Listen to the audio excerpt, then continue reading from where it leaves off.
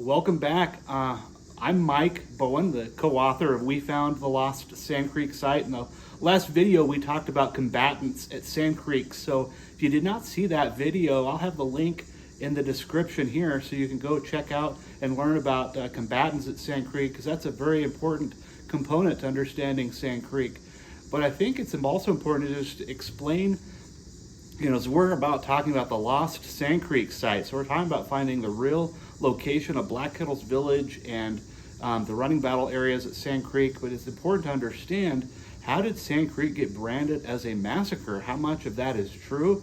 So we're going to dive a little bit into that today. So let's just look at that topic. That Sand Creek was labeled as a massacre. Really, it was in 1865, in the months after Sand Creek, during the hearings that followed. But what's important to understand with Sand Creek, that in 1864, after the Sand Creek and that event, when the soldiers went and fought Black Kettle and his Indians camped on Sand Creek, is that the settlers and the people of Colorado Territory, they viewed Sand Creek as a battle.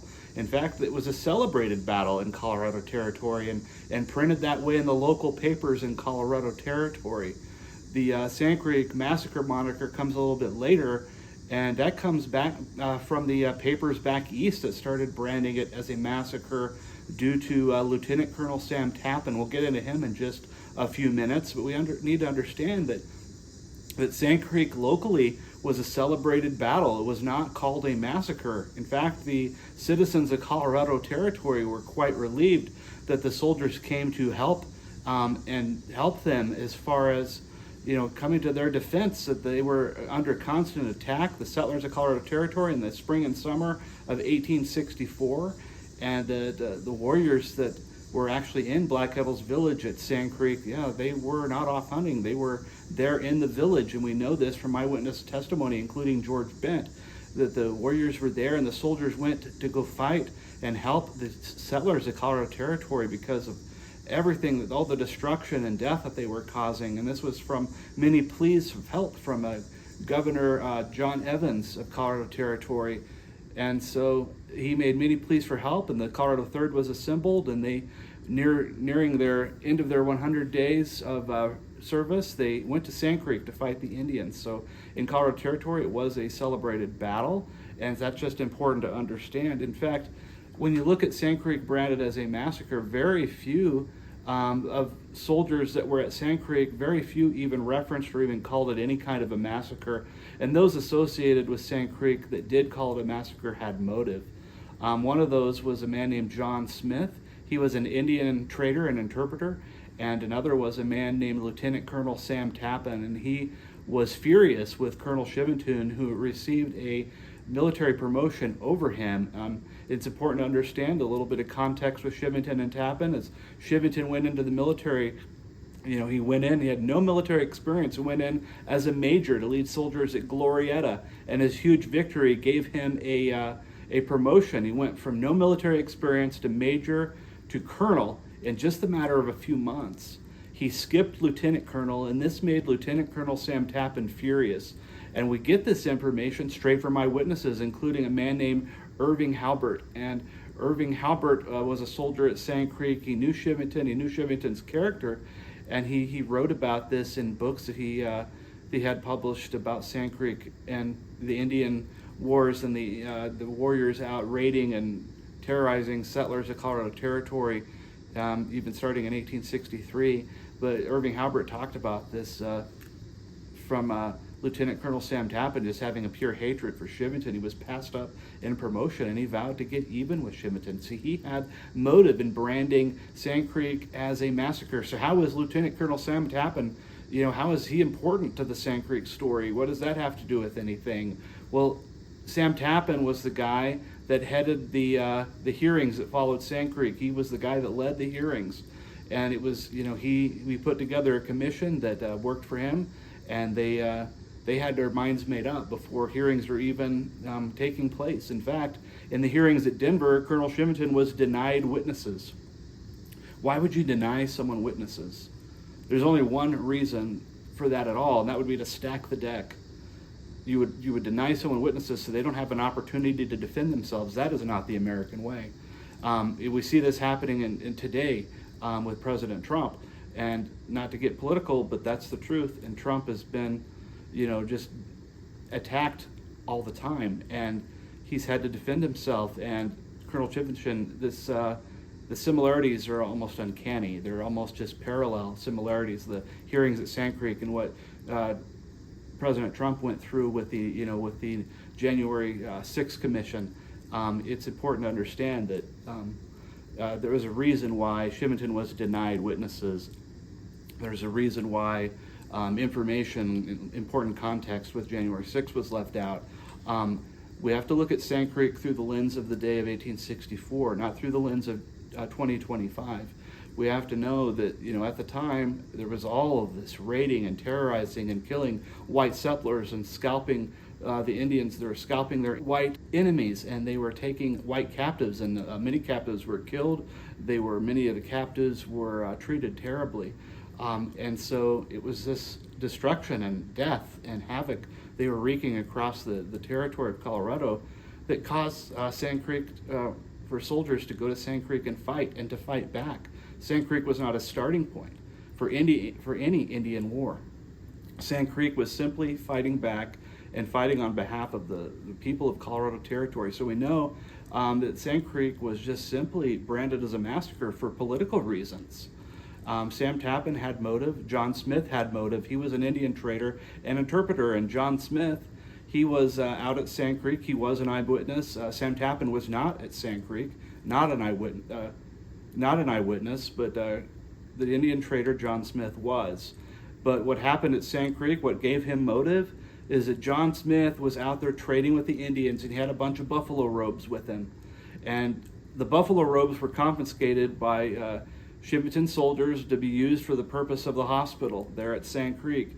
And so John Smith was livid that he lost his buffalo robes during the engagement at Sand Creek, and he vowed to get even with Chivington. So he sold himself out for the sake of trying to gain as much money as he could, and he vowed to, quote, damn Colonel Chivington. And this is from eyewitnesses, and we can have links to these blogs in this video description. You can read more and see the citation for all of this from eyewitnesses that John Smith had vowed to go get even with Chivington, and actually was asking for nearly 10 times more the actual value of what his buffalo robes were worth.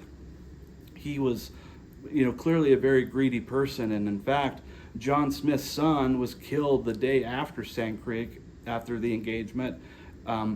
They're out at Sand Creek, and he left his son's body out there. This is a man that really didn't even care about his son, didn't fight for his son, left his son to die. And this is a guy that went to try to ask for as much as he possibly could for his buffalo robes. He's a very greedy, not a good guy. In fact, his nickname was Lying John Smith. That's how he was known. Not a good person, but this unfortunately started this ball rolling of calling Sand Creek a massacre. And John Smith is one of the first to give that moniker. And this moniker was purely political and purely personal. And it was an attack on Colonel John Chivington. And we have to understand that we're not just out here with a theory. We are the people that have uncovered the truth about Sand Creek through the discovery of what we call the Lost Sand Creek site. And this is the real location of Black Kettle's village and the running battle areas. And most of that village was, in fact, found on Bowen Family Ranch on their Bowen property. And most of the running battle areas are also found on the Bowen Family Ranch. So it's important to understand that we're not just out here with theories, we're out here with physical evidence, the tangible physical evidence, the artifacts that tell the truth about Sand Creek. And the artifacts actually corroborate the accounts from eyewitnesses, including Irving Halbert, the soldier we spoke about just a minute ago. He was the one that said that the soldiers had rode across this ridge, and they had reached the top of the ridge, and away off in the distance, they saw an Indian camp about 2 to 3 miles away.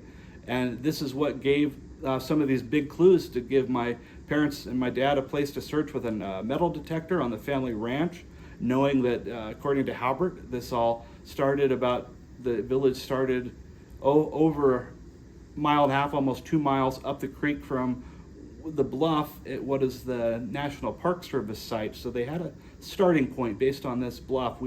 Dad believed that bluff was the top of that ridge that Halbert talked about, and it gave him an idea of where to start finding artifacts. And sure enough, just as Halbert said, He started finding artifacts in 1997 on the Bowen family ranch, and all of these it's not just the artifacts that were found. All the artifacts corroborate these accounts of a running battle by soldiers like Irving Halbert and Morris Coffin. And these accounts are very detailed. These are not like vague accounts about Sand Creek. They're very detailed about Sand Creek being a running battle.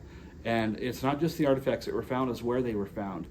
These artifacts were found, scattered, showing a village scattered about 2 to 3 miles, and running battle areas starting on the opposite side of the creek of the village from the village, and extending up the creek and going in different directions for several miles. It's important to know that we know from artifacts that very little fighting took place in the village. That massacre claim says that the Indians were all camped in a congested area below that bluff where they could not see or hear an approaching enemy. They were all unarmed. The warriors were all off hunting, and they were just this feeble women, children, and elderly that could not defend themselves, and they were all unarmed, and there was nothing they could do. They were just sitting ducks below this bluff. Well, this bluff, if they were camped below that bluff, that would put them on the north side of a windbreak. And anyone that knows anything about cattle knows that even cows will gather on the south side of a windbreak during a winter storm. And this is late November, so the Indians were smart people. They knew where to set up camp. They knew not to set up camp where they would get buried by snow or get hit by the cold winds. They would put their village in a place where they get the most out of the sun, and be in a place that would be the warmest, and be at a place where they would have access to water. There would have been no access to water there either, over below that bluff. It's just not big enough. That area is only a quarter mile long, and George Bent said their villages were 2 to 3 miles long. So it's important to note that even according to George Bent, that doesn't fit that quarter mile long bend that goes through that National Park Service site where they have their Sand Creek history site. It is just simply not just the wrong location, it's the wrong story. That Sand Creek, starting almost 2 miles up the creek from that bluff, showing a running battle, very little fighting in the village, and showing that the Indians were in fact in a place where they could and did see approaching enemy. They saw the soldiers from several miles away, which gave them a heads up, and they were able to start fleeing the village. But we know that artifacts are what tell us really the truth about Sand Creek. Sand Creek was not, a massacre on unarmed Indians. We actually know from, eyewitnesses, including Colorado Territory Governor John Evans, and even what people claim as the hero for the massacre side, Silas Sewell. We know from eyewitnesses, Silas Sewell himself said that the Indians were given their arms back when they left camping at Fort Lyon. He himself said he gave them their arms back. So we know from him that the Indians were in fact armed. And we also know from other eyewitnesses, including George Bent and Major Anthony, that warriors were indeed, not just a few of them, the warriors were in that camp at Sand Creek. They were not off hunting, and if you believe that warriors were off hunting, you need to be able to answer off hunting where. And also you need to be able to answer how would they get their hunts back to the village.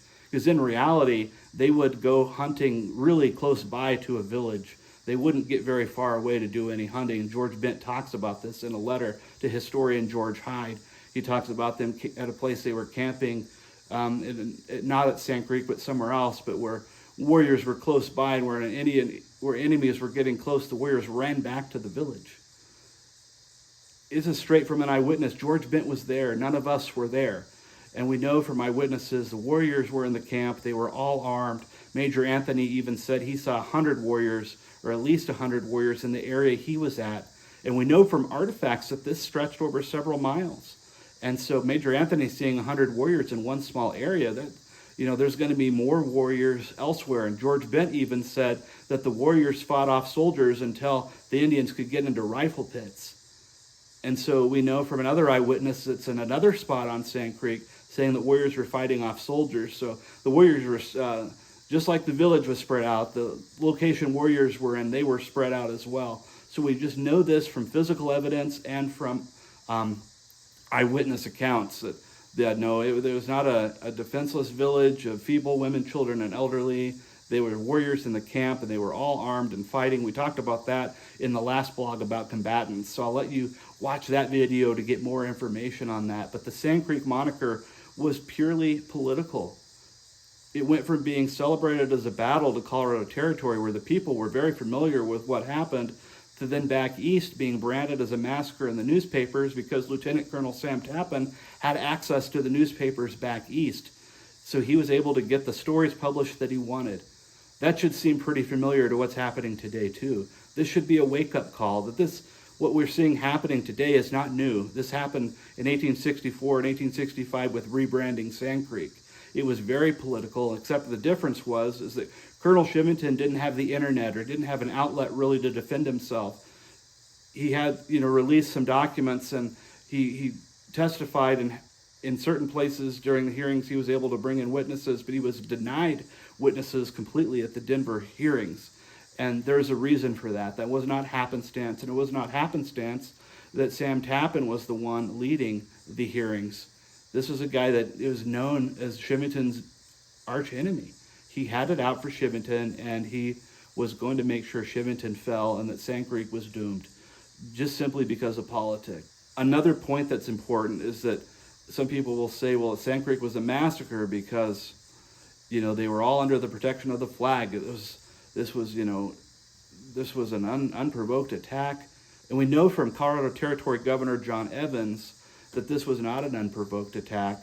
And again, like we had said earlier in the video, he had made many appeals for help to the government to help fight the Indians. And he had made it clear at the Council at Camp Weld in September he was not there to propose terms of peace. In fact, he gave them a warning that his soldiers were preparing for the fight. He was there to let them know they were not under the protection of the flag. Major Anthony made that clear as well. These are eyewitnesses. These are ones dealing with the Indians. There was some accounts of Major Wynkoop, the former commanding officer at Fort Lyon, evidently and allegedly meeting and having peace talks with Black Kettle, but there was no peace talks to be held.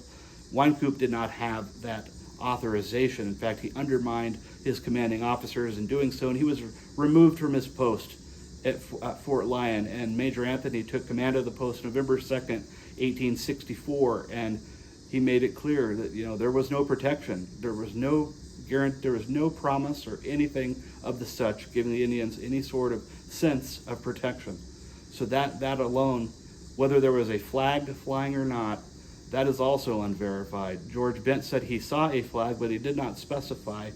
There's a lot of misinformation about George Bent, and it comes from a book called The Life of George Bent, not written by George Bent. There's multiple manuscripts, there's at least 2 manuscripts, and there's problems with the manuscripts and where they were found.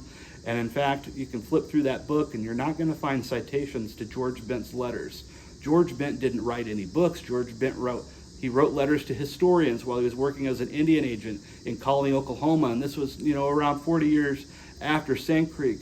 But that's where we get the information from George Bent, is from his letters, and we have over 400 pages of his letters in our archives, and a lot of misinformation from that book, The Life of George Bent, but not written by George Bent and not even cited to his letters. That's important. That's an academic felony, honestly. So all in academia that use that book, honestly, shame on you. That book is unverified information, not from George Bent. And we know from George Bent that he said he saw a flag, but he did not specify. And even if there was a flag, they were not under the protection of the flag. That is a myth, easily debunked. And there's also people who say, well, they went back and they mutilated the dead and they cut everybody up. And again, we have to remember this event took place over several miles, and the first part of the event would have been shooting cannonballs. That would have been the first thing that happened at Sand Creek. And we know that, they shot at fleeing Indians from about, half a mile away, and they had a small window of opportunity to shoot the cannons because you have to have a large amount of enemy in one area to, for that to be effective. So they shot the cannons, and from that distance, you certainly cannot tell the difference between a male and a female Indian, and there could have been children in there too that could have been killed by exploding cannonballs, as you know. That happens in modern wars too. So this was not some just all-out attack where they targeted women and children. In fact, women would have been combatants. But again, I'll let you watch that video to learn about who would have been combatants. But so exploding shells would have been part of what was responsible to where some Indians would have been mutilated by exploding shells. Now, There are accounts, Major Anthony said he saw a few doing this, but a few, if that even was the case, and it's important to note though that we cannot brand the entire event by the actions of a few. A lot of this type of stuff also happened in Civil War battles, so if you want to brand Sand Creek as a massacre, you need to rebrand every single Civil War battle as a massacre. We can't just simply pick and choose that way. It just doesn't work that way. Sand Creek was a battle. And in fact, soldiers were killed at Sand Creek by warriors. Part of that Lost Sand Creek site discovery includes skirmish areas, which shows fights between soldiers and warriors, and yes, showing from artifacts that the Indians were indeed armed. They were armed with arrowheads, and all of the bullets firing, some of those would have been shot by Indians, not just by soldiers. So that's important to know too, that this isn't just, all the bullets were just fired by soldiers. Indians had guns too. And we know from Silas Sewell that the Indians indeed did get their arms back. They were not unarmed at Sand Creek. That's from Silas Sewell. That's the guy that people claim refused to fight. They think of him as the Sand Creek hero in the massacre camp. But he never even testified that he refused to fight. He testified about his concern for crossfire. So the discovery of the Lost Sand Creek site, we know that the discovery shows a village spread out over about 2 to 3 miles, running battle areas starting on the opposite side of the creek from the village. It's showing skirmish areas. It's showing, from artifacts, the Indians were armed. It's showing that, there was not a congested area where Indians were camped. It's showing the Indians were indeed not camped at the alleged massacre location below that bluff. That is easily debunked. It's showing that the Indians, they were camped stretched, with this 2 to 3 mile stretch. They would have been camped along where there would be water sources, little small pools of underground aquifers. They would place their teepees, and this would make for a spread out camp. In fact, George Bent said that a lot of them would, tether their horse near their teepee, and in fact, he was one of them, because he said that, at Sand Creek, he ran 2.5 miles to the rifle pits, and as he's staying 2.5 miles from the top of the village to the rifle pits, so he means he ran his horse. He had his horse with him near his teepee. Some Indians had a horse over across the creek from where they were camped. One was Little Bear. You can read about Little Bear in our combatants blog, and you can read about Little Bear in our book, and you can read more about him there. We also know from the Lost Sand Creek site discovery, the Indians, not only were they armed, but they were not killed as they came out of their teepees. They weren't taken out. They were, in fact, had a warning. They fled. They took position, and in a lot of places even burrowed themselves in hiding places along the creek where they could. They got and ran to rifle pits. They ran and got to try to get to places where they could, position themselves to fight. Because again, this village was filled with warriors. George Bent was one of them. He writes about them, and in those over 400 pages of letters that we have in our archives, we have copies of his letters. He never makes a claim at all that the warriors were off hunting. That's just simply a myth to push that massacre narrative forward, because it's all about driving emotion. That's what the massacre claim is about. It's all about emotion. It's not about fact. Without artifacts, everything else is just a theory. Artifacts over everything. Artifacts over academia. Artifacts over, any other theory, because without the artifacts, you cannot prove anything about Sand Creek. The artifacts are what tell us not just, where things happen. It kind of tells us how things happened. We know that, that the cannonballs were shot first. We know that then soldiers chased after fleeing Indians. There were skirmish areas. We can learn all of this from the location artifacts were found. They tell us the story about what happened at Sand Creek. Whether people want to accept all of that or not, this is important to understand. And we ask you to just think about this logically as we present these facts from artifacts and eyewitnesses that Sand Creek was a running battle. Our archives and Mom and Dad's archives include over 4,000 battle and village artifacts. This isn't just a small collection. This is a very large collection of battle artifacts, including bullets and arrowheads and cannonball shell fragments, and it's a lot of village artifacts and kettle fragments. And this is showing, in the 69 caliber lead balls that went in the cannonballs and the Borman fuse. I mean, they're finding every piece that you would need to find in a battle location. If you go and look and see, what was found, or what is, if you go and you look in under that bluff, at the National Park Service site, there wasn't a single period artifact ever found there. They did find a very small, area with some artifacts about a mile up the creek from there. This is, they're not maybe going to probably be upfront about that, but that's not at the alleged massacre location. In fact, it was a whole bag of musket balls that were dropped in one hole, and they counted all of that towards their Sand Creek artifacts. Everything that was found at the lost Sand Creek site was, an individual dig. These are bullets stretched over several miles, not just a bunch of, a bag of musket balls found in a single hole. And they also found about 3 or 4 cannonball fragments all along a line on a trail road. Now, cannonball shell fragments don't drop that way when they're fired. They don't land like that all in a line. It's on a trail road. That's kind of suspicious.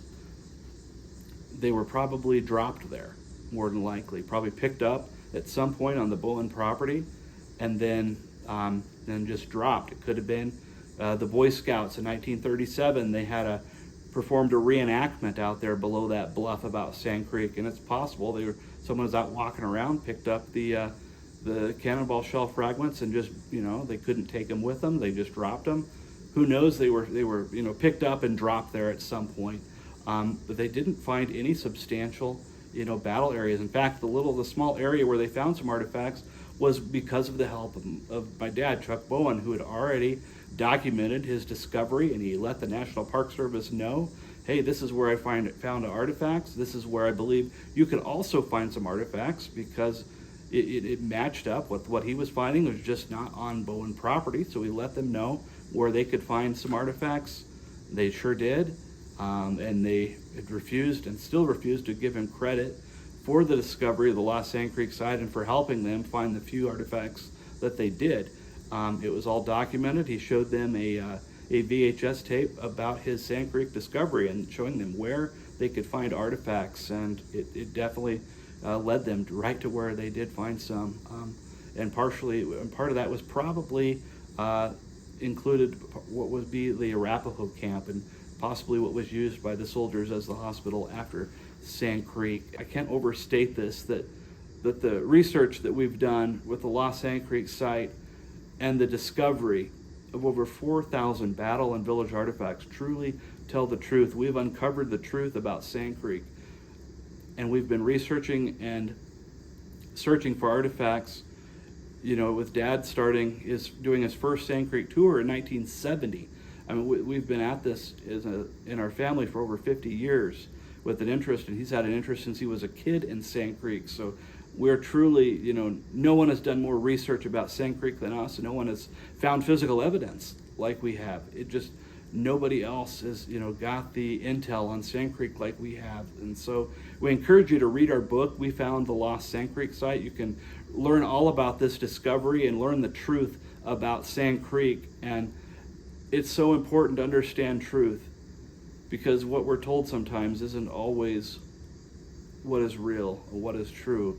And Sand Creek really is that origin story for the anti-white soldier narrative. That is not new.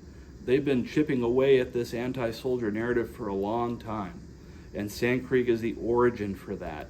And it's so important to know. I can't overstate that everything with Sand Creek is important. That these soldiers, these were not just these, horrible people that they gathered together and just randomly attacked this peaceful village. These were men that were pillars in their community. These were upstanding people that went and fought at Sand Creek. And so many soldiers have defended Sand Creek as a battle. More soldiers have defended it as a battle than anyone there has said it was a massacre. There's more soldier accounts of finding white scalps in the Indian teepees than there are any reports saying that they went back and scalped and mutilated the dead at Sand Creek. So if you're going to believe any accounts of mutilating the dead, you have to believe the accounts of the white scalps being found, and that's just proof of these warriors out just committing horrible raids. And George Bent talks about those. You can read about that in our book. So I encourage you to read that, pick it up, go to Amazon, click on the link in the description, And we encourage you to look at our website, thelostsandcreek.com. Look at our other blogs. We'll have a few blogs linked in the description and in the comments on this video. So make sure you check that out. Give us a follow on Facebook, facebook.com/BowenHistory. And subscribe for free right here on YouTube. And our Facebook link will be in the description as well. So we thank you for watching, and we will see you next time.